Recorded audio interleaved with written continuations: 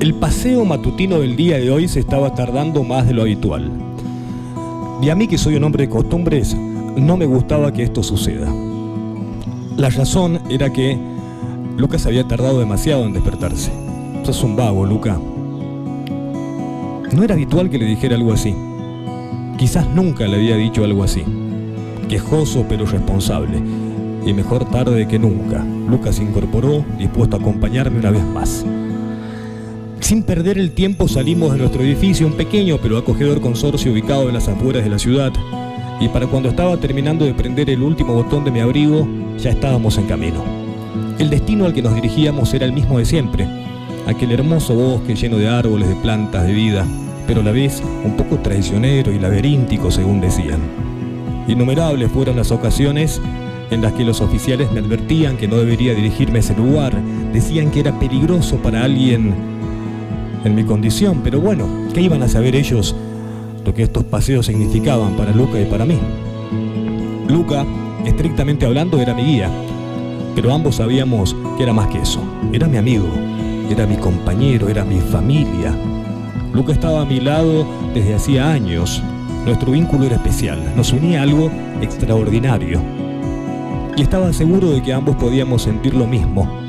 Yo no era el mejor demostrándolo, pero sabía que al final del día Luca tenía la certeza de que yo estaría ahí para él, como él estuvo para mí, desde el primer momento.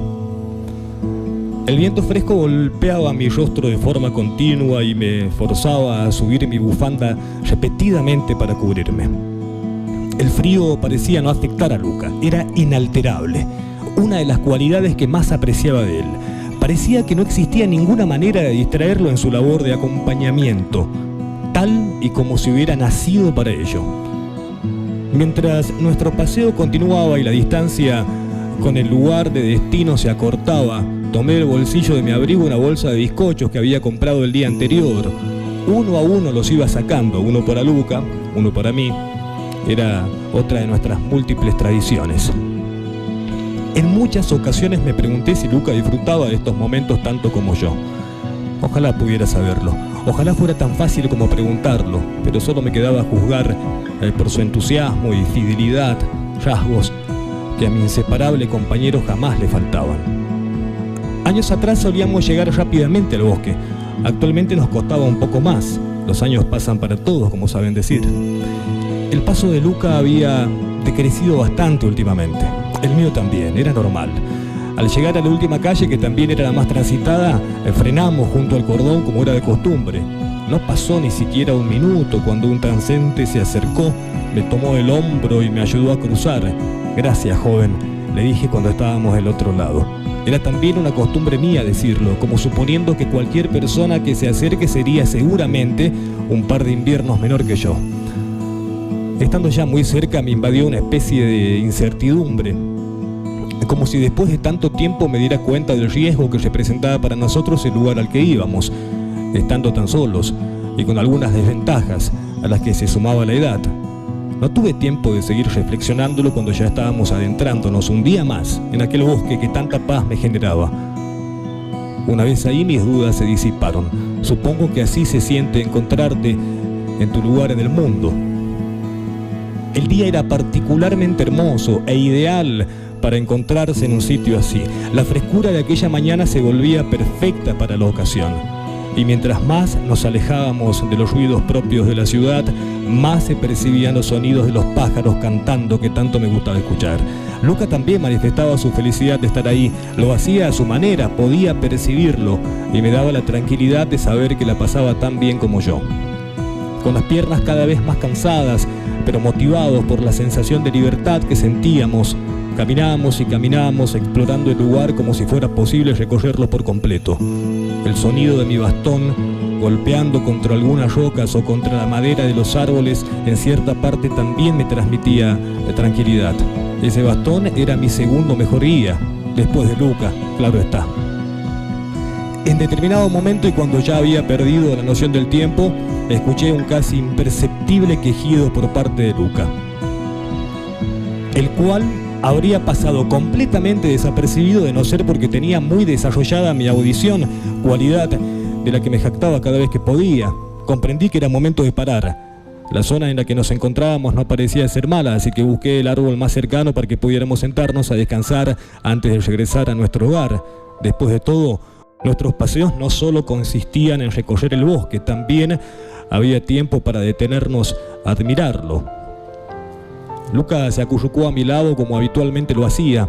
En ese momento, y muy repentinamente, sentí una admiración muy grande por él.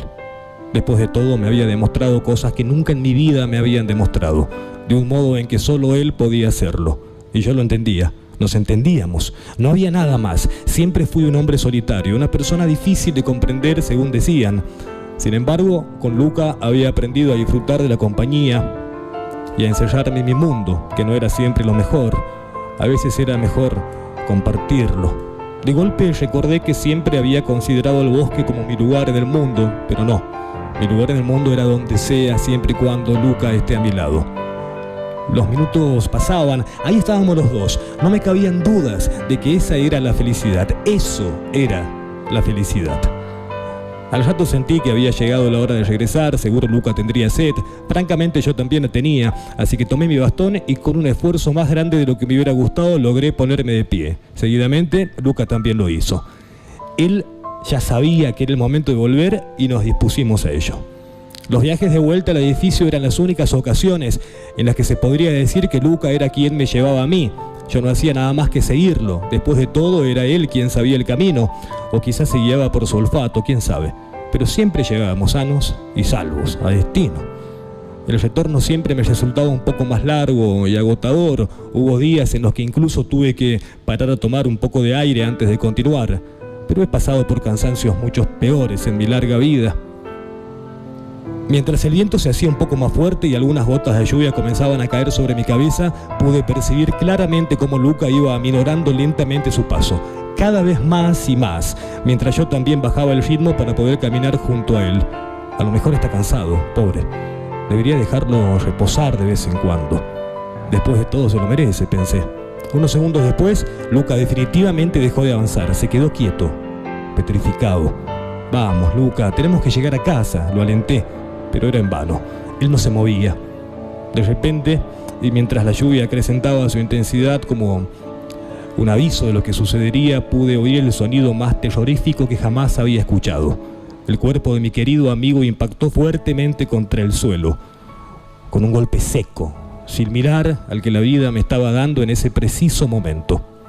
Era como si hubiera perdido la totalidad de los huesos de mi cuerpo. El frío se apoderaba de mí, la angustia se hacía presente y mis piernas derrotadas cedían ante el peso de la situación, dejándome arrodillado y abatido junto al cuerpo del ser a quien más amaba en este mundo.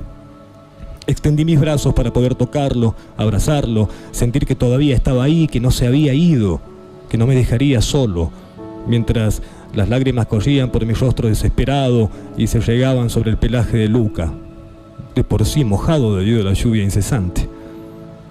La oscuridad de mi mirada era ahora la oscuridad de mi realidad. El dolor inmenso que sentía me hacía creer que alguien se había llevado la felicidad del mundo. Me hacía creer que nada tenía sentido, me hacía creer que no existían razones para avanzar. No era la primera vez que la vida se llevaba a un ser amado, pero sí era la primera vez que sentía que había muerto una parte de mí, una gran parte de mí. La ironía del destino me había llevado a encontrarme en ese lugar donde tan pleno me había sentido, llorando la pérdida de Luca, mi fiel y amado compañero.